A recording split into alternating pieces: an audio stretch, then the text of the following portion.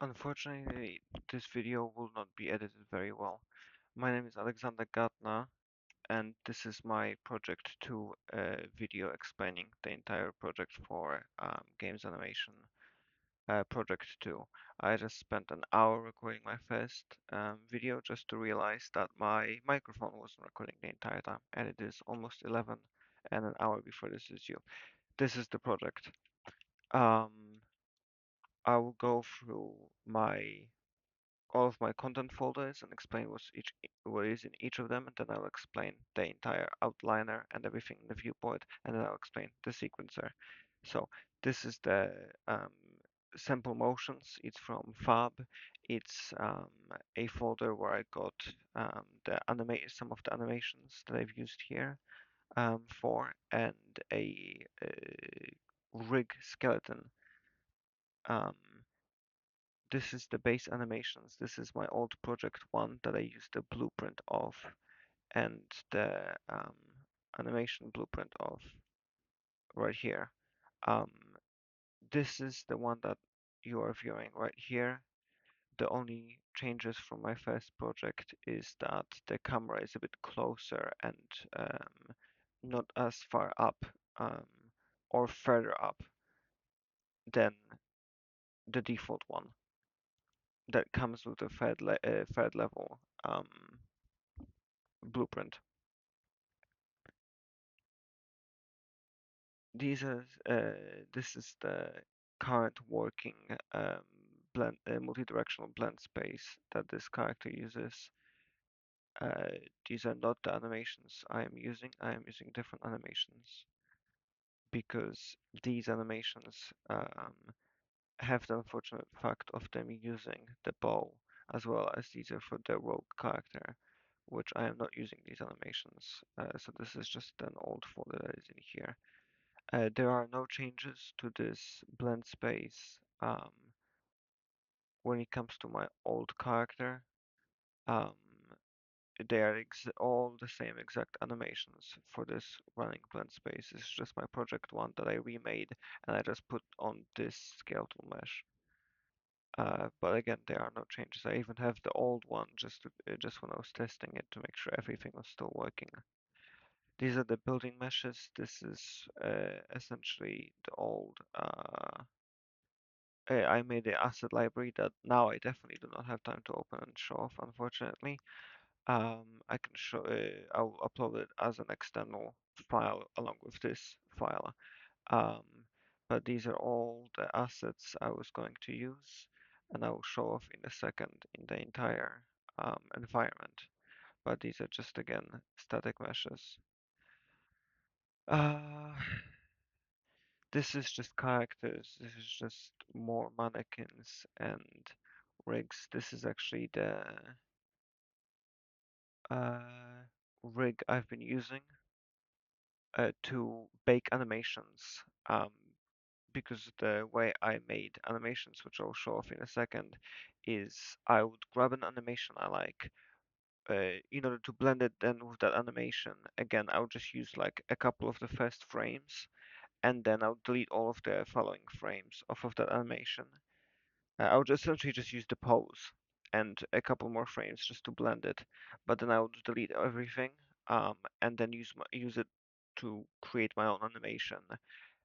And I would do that by taking the animation I wanted, baking it onto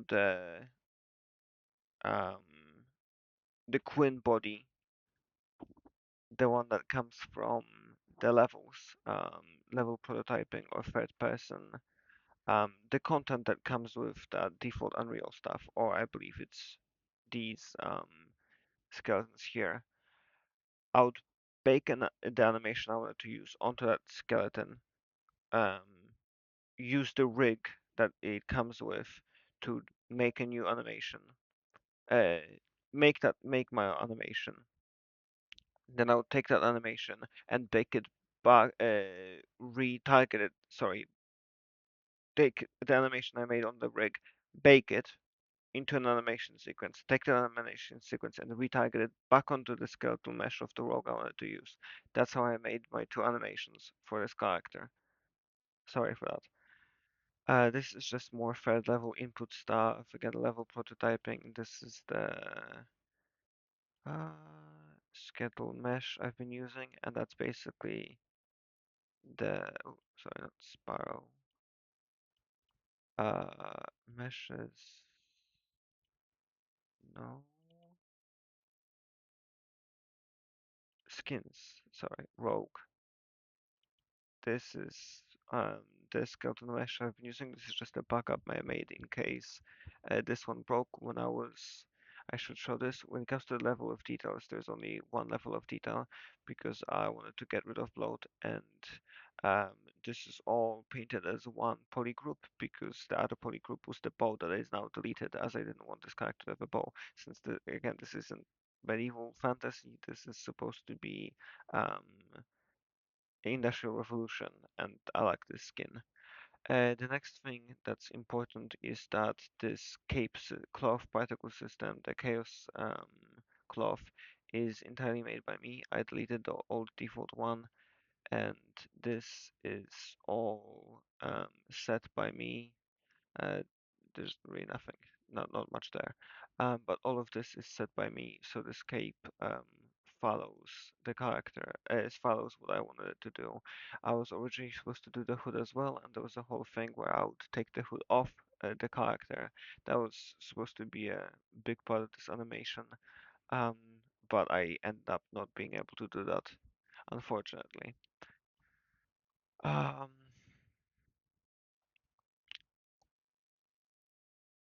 Particle system. This is the uh, emitter I've made. It has a spawn rate of 200, a lifetime minimum of 12, and a maximum of 30. It's white because it's snow, so I just left it at that. Um, it's got a random uniform size. The sphere is 1200 large, so it covers the environment nicely. The distribution is random. I'm pretty sure that's default. I've made some adjustments to the wind speed and the direction, turbulence. Yeah, I'm pretty sure I didn't change any of that. But it's a basic particle system. Um, it's pretty cool. It's the first time I've used the Niagara particle emitter and a Niagara system here. When it comes to the actual environment, there's actually two of them. I'm getting lost. There it is. Jesus. This is one of them. I've set this one here and the other one here a little bit back. And the reason for it is that A, I can have, if I had been using one of them just large and I placed it here, it really didn't want to properly spawn them back here. And also, you would uniformly thin out. So there would be less snowflakes here and less snowflakes here. This way, having two of them, it allows me a lot of good density and it allows me to slowly thin them out because these ones obviously from the back here disappear at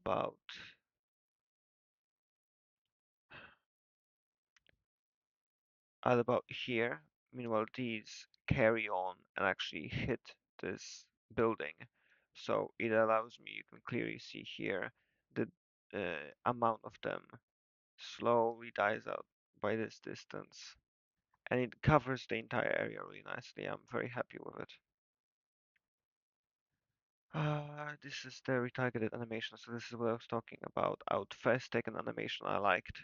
I would retarget it onto this skeletal mesh. This is obviously animation sequences, but I would retarget it here. Then change whatever I wanted to change, and then bake it into these animation sequences you can see here, and then retarget them back into these animations. This is, as you can see, the retargeted spot. This one, the look around, uh, and this one, these two are the actual animations I made by myself, which I will show off in a second.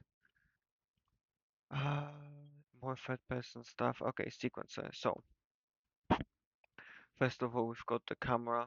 Um, I'll just quickly play the actual the entire point and the entire animation. Oops, that's not what I wanted to do. Hello.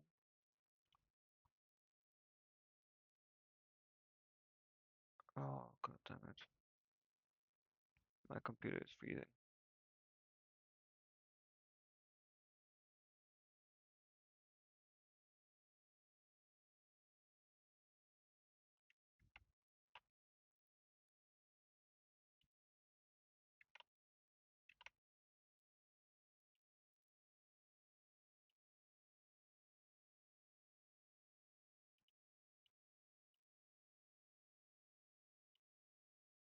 Okay, we're back. Uh, here, Jesus, just be on zero. Okay. I don't know what's happening. Sorry.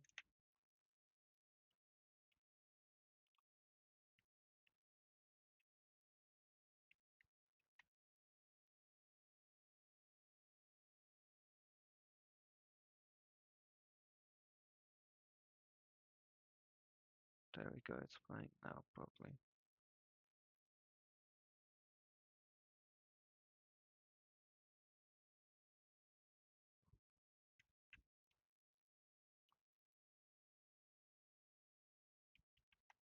This is not supposed to be here. I'm not sure why she's there now. She shouldn't be, but anyway.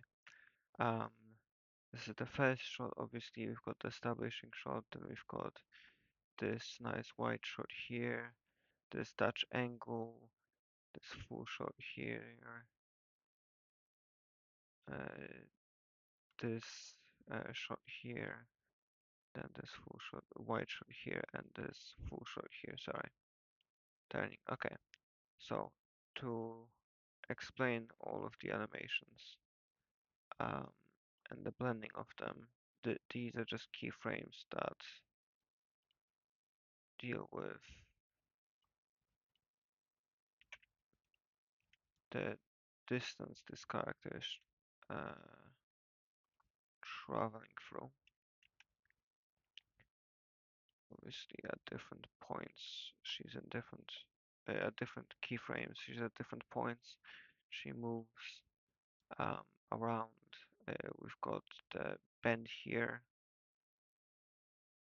and this uses the loop. I didn't need the start since it obviously starts off screen. Then the end animation here, unfortunately slides. I have tried matching them to different bones from like foot IKs to the thigh, hip, calf bones, like spine bones. I've tried the hand, I've tried the chest, I've tried the head, the IK head.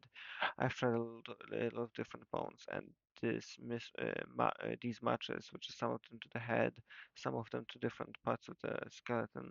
This is the best result I've got. But this is the loop, this is the end, this is the look around, this is the custom animation I made, and I've lost the ability to show it properly, which I will do to this one. But for now, it's just the look around. So you've got the little down and to the side, then back up and back down to the other side with some leg shifting. That doesn't look the best, but if you actually look at it from the Dutch angle, it kind of disappears. Um, it's not as stunning because it starts and it's already happening. Uh, then we've got more of the walk. Um, so again, the start.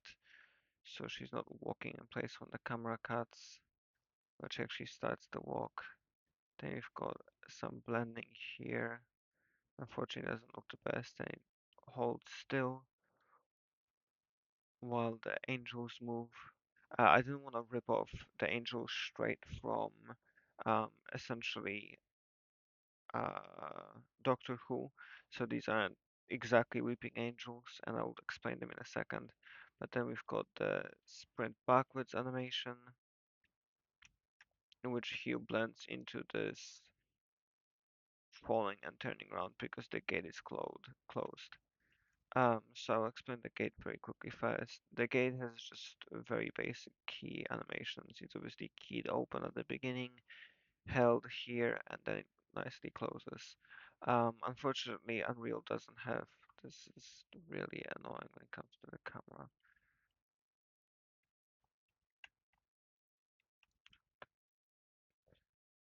I'll just do it here. God.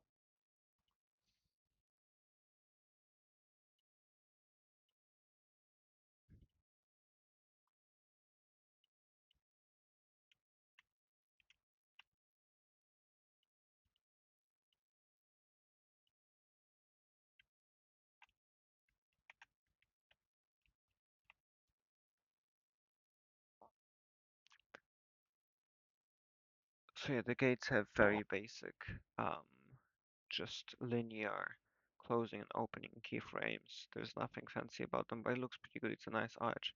Oh, that's what I was talking about. Unfortunately, Unreal doesn't have freeze transforms, so the difference between like all of these pieces compared to each other are pretty crazy. Like this one's at 500. Oh, because it's the full thing. Sorry, but it's the really strange. I really wish Unreal gave me the ability to freeze transforms. But I've looked it up and people on the internet just saying that it doesn't exist, which I don't know if that's true or not, but it doesn't exist as far as I know. When it comes to these angels, these are stepped animations, some of them. Obviously, this turn is linear. Then we've got this stepped disappearance here, so she doesn't just zoom away, she actually just disappears instantly. And then we've got this second angel here that has at the beginning the step here to appear, and then the linear growth. If this was here, if these two were also stepped, she would just go from being here to being here instantly, being held on this one frame to be as the same as this one, and it should just boom be big. So I want an actual growth. That's why this one's linear. I think it looks much better. Um, so yeah, now I should explain the way I made my animations. Essentially, the way I made my animations was I took this um, Quinn skeletal mesh and whatever animation I wanted, whenever it was from any um, of this sample pack, or from the actual Spyro sample pack, or from the old uh,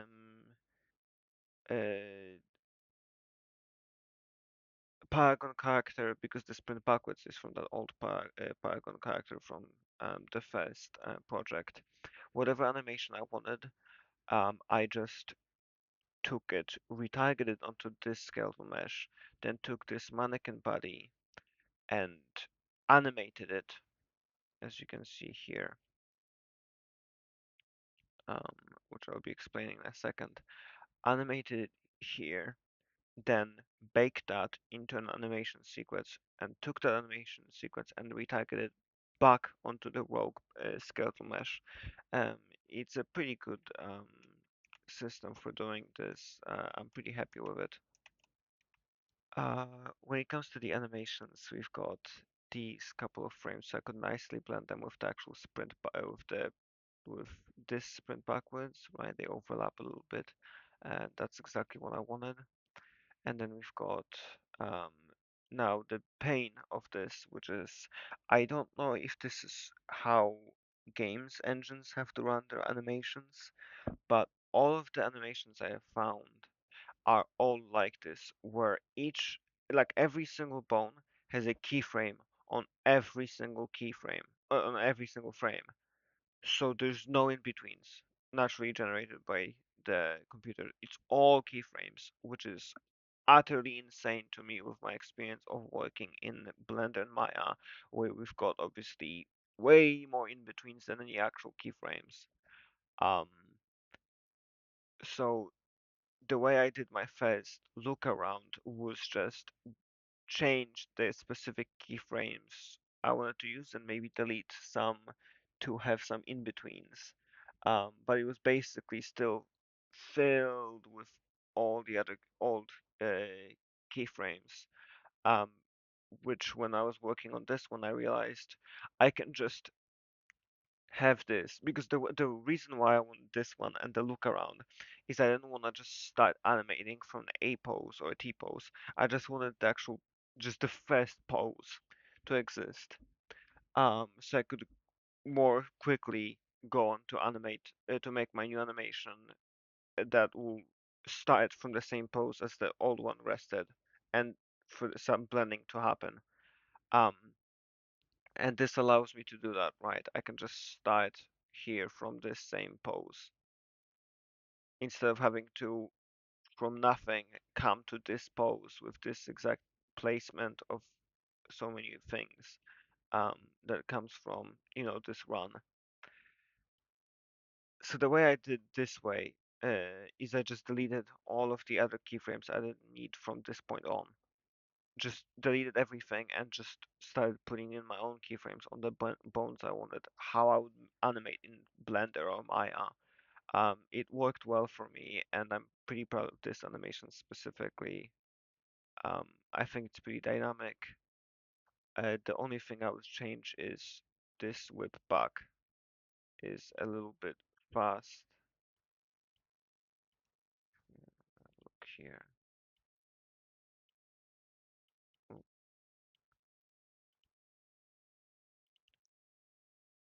This whip back is pretty quick, but everything else I'm very, very proud of. Um, it's a bit exaggerated, a bit silly, but you know, um, for animation that I wanted to do, I think it works pretty well. I'm pretty proud of it. Um, Unfortunately, I've lost the ability to show you how I did the turnaround one because I'll have to recreate it here on this mannequin and everything. And as you saw, my PC keeps freezing, and I simply by now I do not have time. It's 12 minutes past 11. I still have to edit this down. Uh, okay, I'm pretty sure that's the entire sequencer. I really hope it is. When it comes to the outliner, I'll now show the actual environment. Oh, I will go over cameras first. When it comes to cameras, this is shot in, god damn it, in a custom um, aspect ratio. It's still 4:3 technically, but I did it from a different sensor width and height. Instead of doing 17 by 5 and 13, which is the normal 4:3 millimeter width and height, I am doing it from 35 or from as close to 35 as uh, Unreal is allowing me for some reason, and 26, just so I could have more focal length inherently instead of having to artificially change it. Um, as you can see, it's at 12 and the aperture is 2.8, for instance, on this shot, and it's 16.9 on this shot. Oh my god, 21 and 22. Sorry, I knew I was saying something wrong. And 24 and 2.0 as well. The other thing I changed is lighting. That's the big thing. When it comes to the camera, I'll explain in a second. But Christ.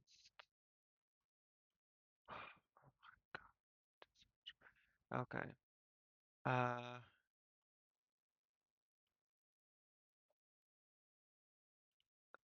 there it is. So I wanted the entire thing to be set in an evening with some a nice golden sunset, but obviously I wanted it to be still well lit up so you could see the shadows and nothing be too dark so you can actually see things.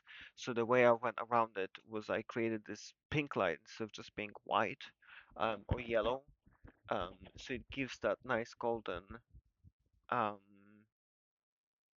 a nice golden sunset without being too desaturated or too saturated.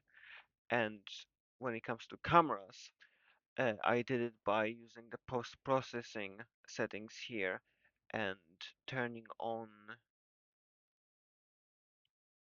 uh, exposure and messing around with the exposure and the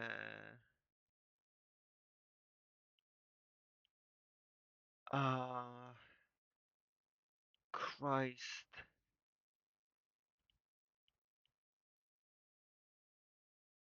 the shadows and highlights. Where is that?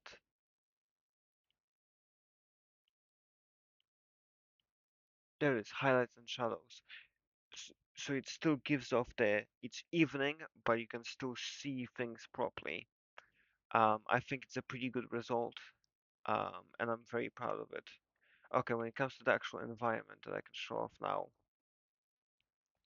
I have it nicely separated into folders, but I've got the cameras, obviously the blueprint that the player is playing as, the character animation.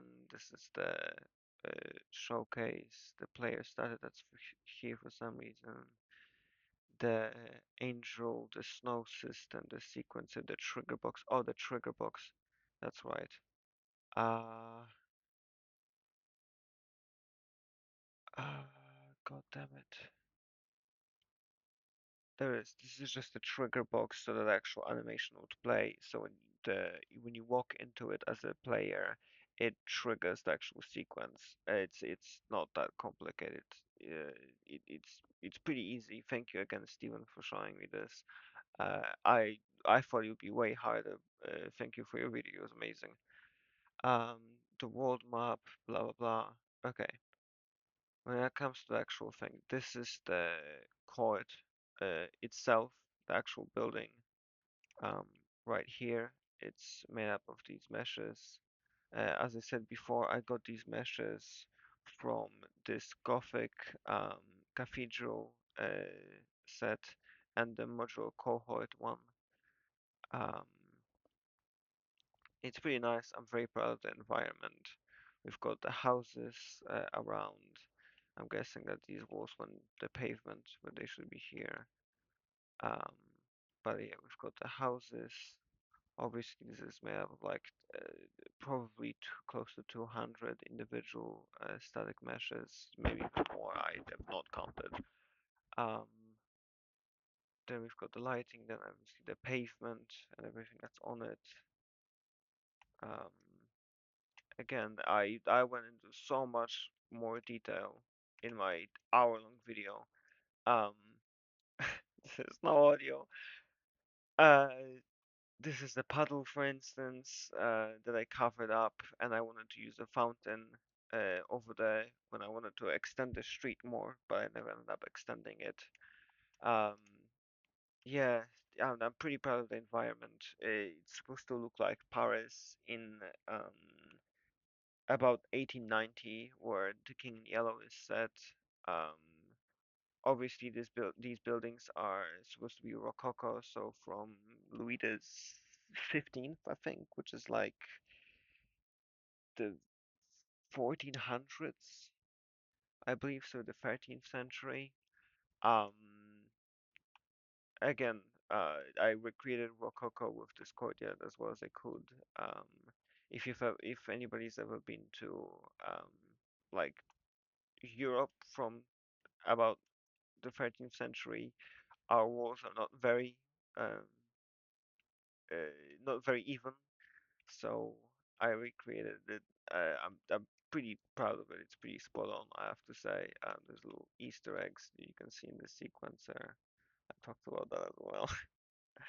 Um, you can see stuff like this poppy and this chalice here.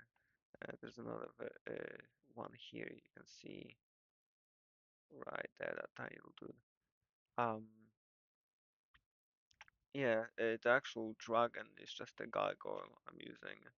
But hey, it looks pretty convincing like a damn dragon, and I'm pretty happy with it. The actual dragon. The only part of this court that still survives in the Louvre is actually a Rococo sideways dragon. It's a carved, what's it called, statue, but it's like a 2D image that's extruded. I forget what that's called. Um, but yeah, that's pretty much my project. Uh, I don't remember if I have anything more to talk about. I think that's all. I think I'm out of time. I'm going to edit this. I hope I've said everything I need to. Uh,